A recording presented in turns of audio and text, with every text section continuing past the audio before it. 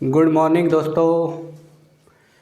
देखिए दोस्तों, आज हम आपके सामने जो टॉपिक डिस्कस करने वाले हैं वो टॉपिक है दोस्तों भारतीय संविधान की अनुसूचियाँ। देखिए, इस टॉपिक को हम दो पार्टों में विभाजित करेंगे दोस्तों, क्योंकि भारतीय संविधान में कुल आपको 12 अनुसूचियाँ पढ़नी होंगी। तो अगर 12 अनुसूचियों को मैं एक साथ आपके सामने लेकर आता हूं तो दोस्तों थोड़ा वीडियो लंबा हो जाता है। इस वजह से हम फर्स्ट पार्ट में दोस्तों अनुसूची 7 तक ही बात करेंगे। उसके बाद सेकंड पार्ट में दोस्तों हम अनुसूची 8 से और 12 तक बात करेंगे। तो देखिए दोस्तों, चलते हैं, अपन बात करते हैं भारतीय संविधान की अनुसूचियों के बारे में। देखिए,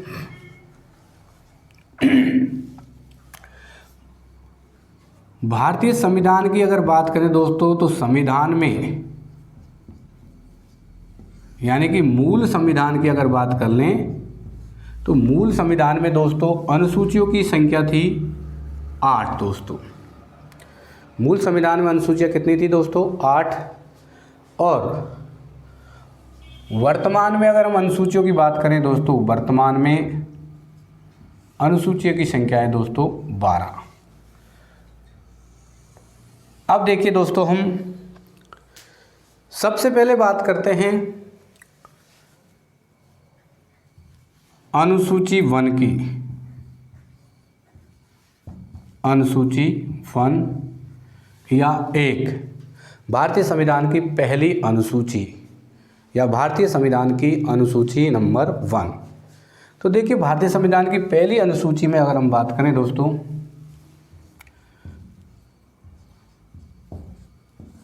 तो इसमें दोस्तों राज्यों व संघ शासित जो प्रदेश हैं दोस्तों उनके संबंध में उल्लेख है। भारत संघ में कितने राज्य हैं, कितने संघ शासित प्रदेश हैं, उनके संबंध में उल्लेख दोस्तों भारतीय संविधान की अनुसूची 1 में किया गया है दोस्तों। वर्तमान में अगर हम भारत के राज्यों की अगर बात करते हैं दोस्तों तो भारत में वर्तमान में राज्य 28 हैं और संघ शासित प्रदेशों की अगर बात करते हैं दोस्तों तो 8 हैं। देखिए दोस्तों, आगे हम बात करते हैं अनुसूची नंबर 2।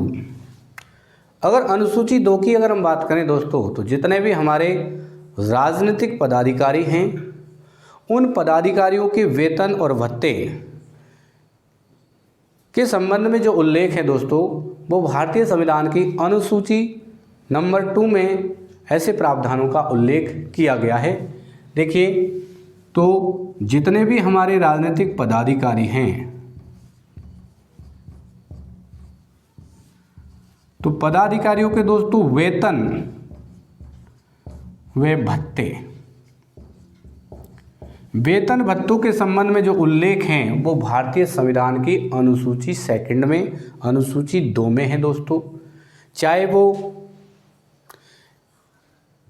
मेंबर ऑफ पार्लियामेंट यानी कि सांसद हो, चाहे वो मेंबर ऑफ लेजिस्लेटिव असेंबली यानी कि विधायक हो, या फिर हम यूँ कहें चाहे वो विधानसभा अध्यक्ष हो, चाहे विधानसभा का उपाध्यक्ष हो, चाहे राज्यसभा का सभापति हो, चाहे उपसभापति हो, चाहे लोकसभा अध्यक्ष हो दोस्तों, चाहे लोकसभा उपाध्यक्ष हो, चाहे किसी प्रकार का कोई मंत्री हो, इन सभी के वेतन का जो उल्लेख है दोस्तों, वेतन और भत्तों के संबंध में जो उल्लेख किया गया है वो किया गया है दोस्तों अनुसूची 2 में।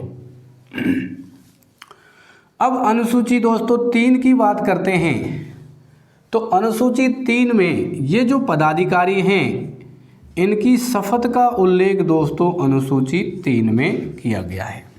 यानी कि कोई भी राजनीतिक पदाधिकारी जब पद ग्रहण करता है तो दोस्तों उससे पहले वो पद के संबंध में एक शपथ लेता है। तो शपथ के संबंध में जो उल्लेख है दोस्तों वो है अनुसूची 3 में। मगर हम बात करते हैं दोस्तों कुछ राजनीतिक पद, या हमारे हम यूँ कहें कि हमारे राष्ट्र का प्रमुख या फिर हम किसी राज्य के प्रमुख की बात करें तो 3 पद ऐसे हैं दोस्तों जिनकी शपथ का उल्लेख दोस्तों अनुसूची 3 में नहीं है। तो देखिए दोस्तों वो 3 पद हैं हमारे। अगर हम बात करते हैं राष्ट्रपति की दोस्तों, उसके साथ ही हम बात करते हैं दोस्तों राज्यपाल की, और इसके साथ ही हम बात करते हैं दोस्तों उपराष्ट्रपति की। तो ये जो 3 पदाधिकारी हैं इनकी अगर हम बात करें दोस्तों तो इनका जो शपथ का प्रारूप है वो अनुसूची 3 में नहीं होकर के, देखिए इनकी जो शपथ हैं उनका उल्लेख भारतीय संविधान के जो भिन्न भिन्न अनुच्छेद हैं उनमें किया गया है। जैसे हम राष्ट्रपति की शपथ की बात करें दोस्तों, तो राष्ट्रपति की जो शपथ का उल्लेख है वो है दोस्तों अनुच्छेद 60 में, अनुच्छेद 60 में। आगे हम राज्यपाल की शपथ की बात करते हैं दोस्तों, तो इसका जो उल्लेख है दोस्तों वह है अनुच्छेद 159 यानी कि 159 में दोस्तों। आगे हम बात करें दोस्तों उपराष्ट्रपति की, तो उपराष्ट्रपति की जो शपथ का उल्लेख है दोस्तों वो है दोस्तों अनुच्छेद 69 यानी कि 69। तो इस प्रकार हमने देखा कि अनुसूची 3 जो हैं उसमें भिन्न भिन्न प्रकार के जो पदाधिकारी हैं उनके जो शपथ का उल्लेख दिया हुआ है, परंतु राष्ट्रपति, उपराष्ट्रपति और राज्यपाल की जो शपथ हैं उनके जो शपथ का जो प्रारूप है दोस्तों वो अनुसूची 3 में नहीं होकर के राष्ट्रपति का देखिए अनुच्छेद 60, राज्यपाल का देखिए अनुच्छेद 159 और उपराष्ट्रपति का देखिए दोस्तों अनुच्छेद 69। अब देखिए दोस्तों हम बात करते हैं कि देखो जो पदाधिकारी हैं वो किस प्रकार की शपथ लेते हैं। तो मैं आपको अवगत करा देता हूं दोस्तों कि अगर हम जितने भी अगर मंत्रियों की बात कर लें या फिर हम सांसदों की बात कर लें या फिर हम दोस्तों एमएलए की बात कर लें यानी विधायकों की बात कर लें, तो ये जितने भी पदाधिकारी हैं वो पद ग्रहण करने से पूर्व जो शपथ लेते हैं वो लेते हैं दोस्तों पद व गोपनीयता की शपथ, पद व गोपनीयता की शपथ। ये 3 पदाधिकारियों को छोड़ करके बाकी जितने भी पदाधिकारी हैं, 3 कौन से देखिए दोस्तों, राष्ट्रपति, राज्यपाल और उपराष्ट्रपति, इन तीनों को अगर हम छोड़ दें तो बाकी जितने भी हमारे पदाधिकारी, चाहे वो किसी प्रकार का मंत्री हो, चाहे वो सांसद हो, चाहे वो एमएलए हो, तो वो सब दोस्तों पद व गोपनीयता की शपथ लेते हैं। एक बात और ध्यान देने योग्य है दोस्तों, वो ये है, मैं आपको यहाँ पर ही उस चीज़ से अवगत करा देता हूँ। देखिए दोस्तों, चाहे लोकसभा अध्यक्ष हो, चाहे लोकसभा का उपाध्यक्ष हो, चाहे राज्यसभा का सभापति हो, चाहे राज्यसभा का उपसभापति हो, ये जो पदाधिकारी हैं संसद के दोनों सदनों के, इनकी अलग से कोई शपथ नहीं होती दोस्तों, क्योंकि लोकसभा अध्यक्ष, उपाध्यक्ष, उपसभापति ये सांसद पद के रूप में ही शपथ लेते हैं। जबकि दोस्तों एक बात और ध्यान रखने की है, राज्यसभा का जो सभापति होता है वो होता है दोस्तों उपराष्ट्रपति। तो दोस्तों उपराष्ट्रपति की शपथ होती है, मगर आपसे पूछा जाए कि राज्यसभा के सभापति को पद की शपथ कौन दिलाता है, तो दोस्तों आपके ऑप्शन में ये भी आ सकता है कि राज्यसभा के सभापति की कोई शपथ नहीं होती। परंतु अगर हम यों देखें कि राज्यसभा का सभापति उपराष्ट्रपति होता है, तो उपराष्ट्रपति पद की शपथ नहीं लेता है दोस्तों, वो लेता है अपने कर्तव्यों और संविधान के प्रति सच्ची श्रद्धा की शपथ लेता है उपराष्ट्रपति। तो ठीक है, देखिए दोस्तों हम बात करते हैं उपराष्ट्रपति। तो जितने भी पदाधिकारी हैं दोस्तों वो जो शपथ लेते हैं वो शपथ लेते हैं पद व गोपनीयता की, परंतु राष्ट्रपति, राज्यपाल और उपराष्ट्रपति इनके संबंध में बात करें तो ये इनसे भिन्न प्रकार की शपथ ग्रहण करते हैं। जैसे हम बात करें राष्ट्रपति और राज्यपाल की, तो ये दोनों पदाधिकारी दोस्तों जो शपथ लेते हैं वो किस प्रकार की लेते हैं, देखिए संविधान व विधि के संरक्षण, प्रतिरक्षण व लोक कल्याण वे लोक कल्याण की शपथ लेते हैं। तो देखिए दोस्तों, राष्ट्रपति और राज्यपाल ये दो ऐसे पदाधिकारी हैं जो कि संविधान व विधि के संरक्षण, अनुरक्षण, प्रतिरक्षण एवं लोक कल्याण की शपथ इनके द्वारा ली जाती है। और अगर हम बात करते हैं दोस्तों उपराष्ट्रपति की, तो उपराष्ट्रपति जो शपथ लेता है दोस्तों वो लेता है पद के कर्तव्यों व संविधान के प्रति सच्ची श्रद्धा की दोस्तों। तो इस प्रकार देखिए हमने ये देखा अनुसूची 3 में भिन्न भिन्न जो पदाधिकारी हैं उनकी शपथ का उल्लेख है, परंतु उनसे भिन्न जो शपथ का प्रारूप है राष्ट्रपति, राज्यपाल और उपराष्ट्रपति का है। यानी कि हम यूँ कहें कि राष्ट्रपति, राज्यपाल और उपराष्ट्रपति की जो शपथ का उल्लेख है वो अनुसूची 3 में नहीं है, उनको संविधान के भिन्न अनुच्छेदों में उनकी शपथ का उल्लेख किया गया है। राष्ट्रपति की दोस्तों बात करें तो अनुच्छेद 60 में, राज्यपाल की दोस्तों बात करें तो अनुच्छेद 159 में और उपराष्ट्रपति की बात करें तो अनुच्छेद 69 में। इस प्रकार से और दोस्तों हमने देखा कि भाई जो शपथ हैं जितने भी इन तीनों पदाधिकारियों के अलावा जितने भी पदाधिकारी हैं वो किस प्रकार की शपथ लेंगे, पद व गोपनीयता की। मगर हम राष्ट्रपति और राज्यपाल की बात करते हैं तो ये देखिए दोस्तों संविधान व विधि के संरक्षण, प्रतिरक्षण व लोक कल्याण की शपथ लेते हैं। उसके बाद हम बात करें उपराष्ट्रपति की, तो दोस्तों ये पद के कर्तव्य व संविधान के प्रति सच्ची श्रद्धा की शपथ लेता है। तो देखिए दोस्तों इस प्रकार से हमने अनुसूची 3 के बारे में जिक्र किया। आपको ये भी ध्यान रखना है कि लोकसभा अध्यक्ष, उपाध्यक्ष, राज्यसभा का सभापति, उपसभापति इनकी भिन्न अलग से पद के रूप में शपथ नहीं होती है। अपवाद थोड़ा सा ये ध्यान रखना है कि राज्यसभा का सभापति दोस्तों उपराष्ट्रपति होता है, पदेन अध्यक्ष उपराष्ट्रपति होता है। तो उपराष्ट्रपति अपने पद के कर्तव्य और संविधान के प्रति सच्ची श्रद्धा की शपथ लेता है। तो आगे दोस्तों हम बात करें अनुसूची 4 की।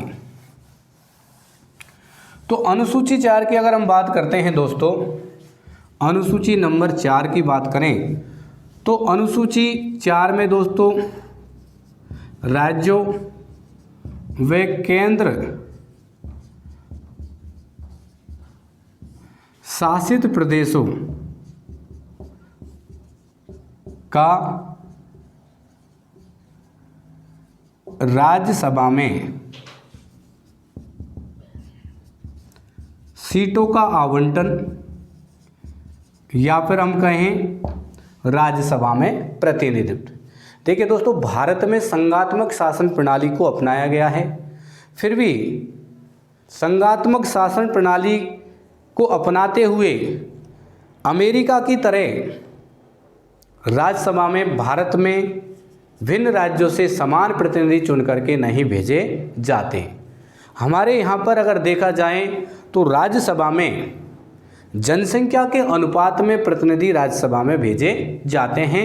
जिस राज्य की जितनी जनसंख्या है उसी के अनुपात में प्रतिनिधि राज्यसभा में भेजे जाएंगे दोस्तों।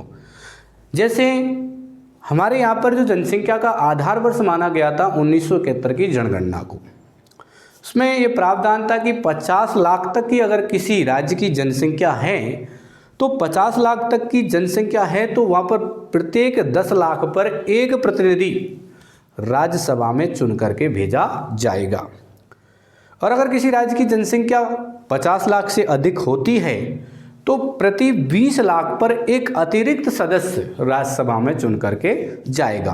तो इस प्रकार हम देखें तो सर्वाधिक जो राज्यसभा में प्रतिनिधित्व हैं, तो हम अगर जनसंख्या को आधार मानकर चलते हैं तो उस वर्तमान में सर्वाधिक जनसंख्या है हमारे उत्तर प्रदेश राज्य की, तो सर्वाधिक सदस्य राज्यसभा में उत्तर प्रदेश से चुन करके जाते हैं। और राजस्थान की बात करें दोस्तों तो राजस्थान से हमारे 10 सदस्य राज्यसभा में चुन करके जाते हैं। तो इस प्रकार से हमने देखा अनुसूची 4 में दोस्तों राज्यों और केंद्र शासित प्रदेशों का राज्यसभा में सीटों के आवंटन के संबंध में प्रावधान अनुसूची 4 में उल्लेखित है। आगे दोस्तों हम बात करें अनुसूची 5 की। देखिए दोस्तों, अनुसूची 5 की अगर बात करते हैं तो यहाँ पर देखिए जो जनजाति, अनुसूचित जाति और जनजाति के जो क्षेत्र हैं उनके प्रशासन व नियंत्रण के संबंध में प्रावधान अनुसूची 5 में किया गया है। देखिए SC/ST के जो क्षेत्र हैं के संबंध में प्रशासन व नियंत्रण, तो SC/ST क्षेत्र के प्रशासन व नियंत्रण के संबंध में प्रावधान किसमें है दोस्तों? अनुसूची 5 में। उसी प्रकार हम आगे चलते हैं दोस्तों। अनुसूची अगर 6 की बात करते हैं दोस्तों, तो यहाँ पर भी देखिए जनजातीय क्षेत्र ही हैं, मगर इसमें स्पेशली अगर देखा जाए तो हमारे भारत के जो उत्तर पूर्व के कुछ राज्य हैं उनके जो जनजातीय क्षेत्र हैं उनके संबंध में, उनके प्रशासन व नियंत्रण के संबंध में प्रावधान अनुसूची 6 में किया गया है। तो देखिए दोस्तों, वो राज्य कौन कौन से हैं? हम बात करते हैं असम, मेघालय, मिजोरम, त्रिपुरा। ये जो उत्तर पूर्व के राज्य हैं, तो यहाँ के जो जनजातीय क्षेत्र हैं, जाति और जनजातीय क्षेत्र हैं, असम, मेघालय, मिजोरम, त्रिपुरा आदि जो जनजाति, यहाँ के जो जनजातीय क्षेत्र हैं, इनके संबंध में प्रावधान अनुसूची 6 में किया गया है दोस्तों। और देखिए दोस्तों, जो पश्चिम बंगाल है, पश्चिम बंगाल जो राज्य है हमारा, उसका दार्जिलिंग क्षेत्र भी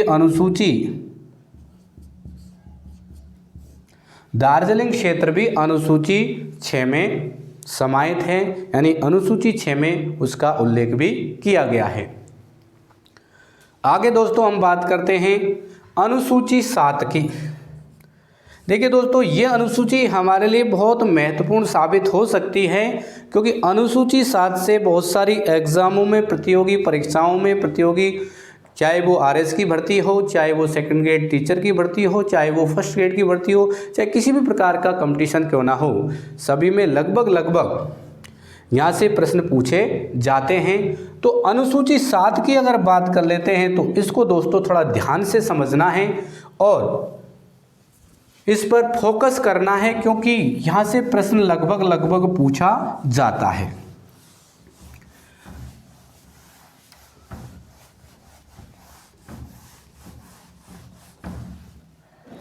देखिए दोस्तों,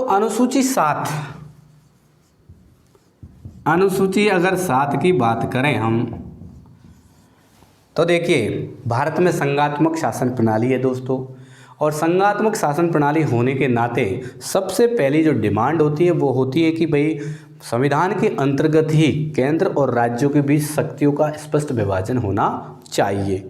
तो देखिए दोस्तों, अनुसूची 7 में क्या उल्लेखित है? राज्य व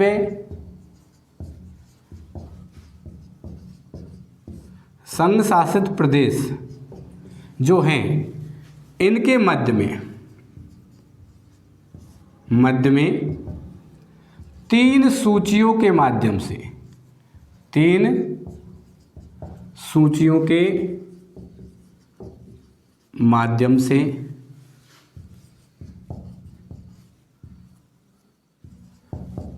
शक्तियों का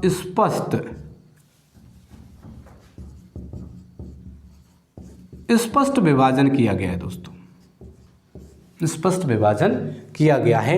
तो देखिए दोस्तों, अनुसूची 7 की 3 सूचियां जैसे हैं संघ सूची दोस्तों, उसके बाद हम बात करते हैं दोस्तों राज्य सूची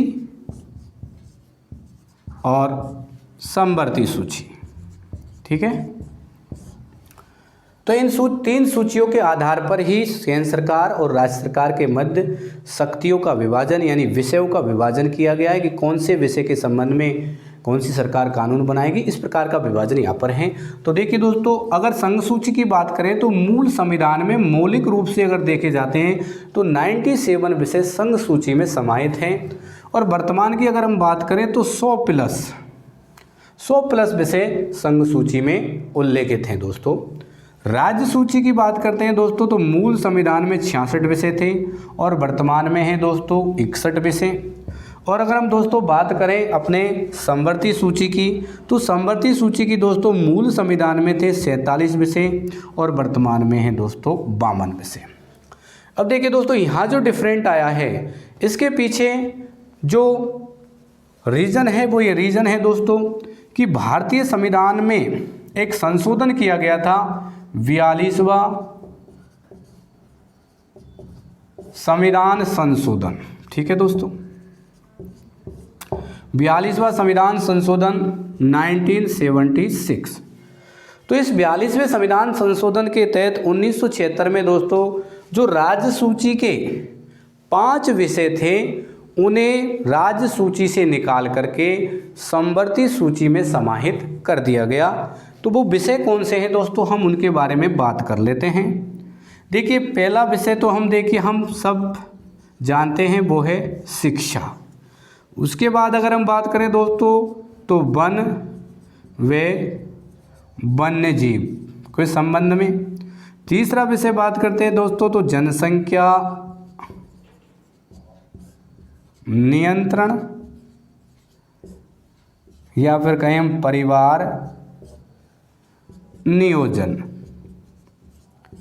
उसी प्रकार चौथा विषय की बात करें दोस्तों तो न्यायिक प्रशासन।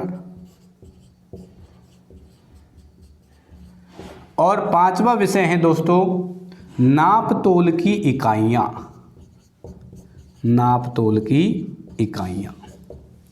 तो इस प्रकार से शिक्षा, वन व वन्यजीव, जनसंख्या नियंत्रण या परिवार नियोजन, न्यायिक प्रशासन, नाप तोल की इकाइयां, इस प्रकार के जो 5 विषय थे दोस्तों वो संविधान के अमेंडमेंट 42 1976 के तहत राज्य सूची से निकालकर समवर्ती सूची में डाल दिए गए। अब देखिए दोस्तों, इनके अलावा जितने भी विषय हैं, इन 3 सूचियों के अलावा उन्हें रखा जाता है अवशिष्ट विषय, उन्हें कहा जाता है। क्या कहा जाता है दोस्तों? अवशिष्ट विषय। और भारतीय संविधान में जो अवशिष्ट विषय हैं वो केंद्र सरकार को प्रदान किए गए हैं, अर्थात अवशिष्ट विषयों के संबंध में जो कानून बनाने का अधिकार है दोस्तों वो केंद्र सरकार यानी कि संघ सरकार के पास में है। देखिए अगर हम बात करते हैं संघ सूची, तो संघ सूची पर दोस्तों हम जानते हैं कि संघ सूची पर जो कानून बनाने का अधिकार है वो है दोस्तों संघ सरकार को, केंद्र सरकार को। इधर अगर हम बात करें राज्य सूची पर, तो राज्य सूची पर जो कानून और बनाने का जो प्रावधान है दोस्तों वो है राज्य सरकार के पास में। समवर्ती सूची की बात करें तो यहाँ पर दोस्तों चाहे जो केंद्र सरकार और राज्य सरकार दोनों ही आवश्यकता पड़ने पर कानून बना सकते हैं।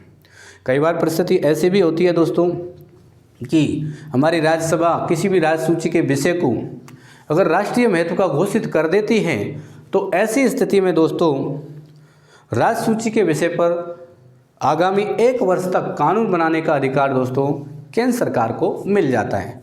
तो दोस्तों हमने यहाँ पर अनुसूची 7 तक चर्चा कर ली है दोस्तों। पहली अनुसूची की बात करें तो पहली अनुसूची में दोस्तों राज्य और केंद्र शासित प्रदेशों के संबंध में उल्लेख किया गया है दोस्तों। दूसरी अनुसूची की बात करें तो पदाधिकारियों के वेतन के संबंध में उल्लेख है। तीसरी अनुसूची की बात करें दोस्तों पदाधिकारियों की शपथ के संबंध में उल्लेख है। और चौथी अनुसूची की बात करते हैं दोस्तों तो राज्यों और केंद्र शासित प्रदेशों का राज्यसभा में सीटों का आवंटन या फिर हम कहें प्रतिनिधित्व के संबंध में उल्लेख है। इसी प्रकार अनुसूची 5 की अगर बात करें तो ST SC जो क्षेत्र हैं उनके प्रशासन और नियंत्रण के संबंध में प्रावधान है दोस्तों। अनुसूची 6 की बात करते हैं तो असम, मेघालय, मिजोरम, त्रिपुरा, ये जो राज्य हैं हमारे उत्तर पूर्व के, तो इनके जो जनजातीय क्षेत्र हैं उनके प्रशासन और नियंत्रण के संबंध में प्रावधान हैं। और पश्चिम बंगाल का दार्जिलिंग क्षेत्र भी दोस्तों अनुसूची 6 में ही समाहित हैं।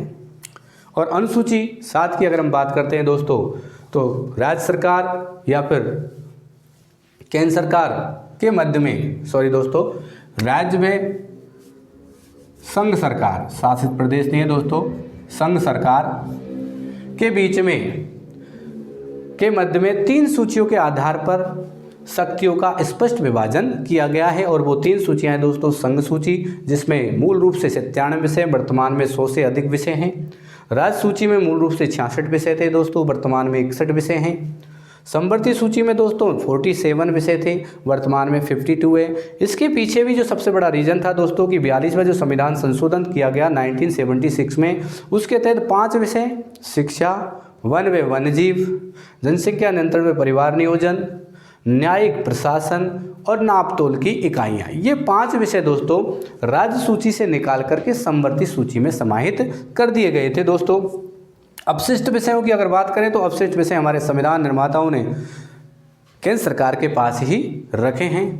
तो इस प्रकार दोस्तों हमने 7 अनुसूचियों के बारे में पढ़ा और 8 से लगाकर 12 अनुसूची हम अगले वीडियो में उसके संबंध में डिस्कस करेंगे, क्योंकि दोस्तों अगर इसमें डिस्कस करते हैं तो वीडियो बहुत लंबा हो सकता है, इस वजह से। तो देखिए दोस्तों, अगर आपको मेरा वीडियो अच्छा लगा है और आपके अगर दिमाग में थोड़ा बहुत कुछ भी अगर इसके संबंध में समझ में आया है तो दोस्तों लाइक करना नहीं भूलें, सब्सक्राइब करें और शेयर करें। थैंक यू दोस्तों, जय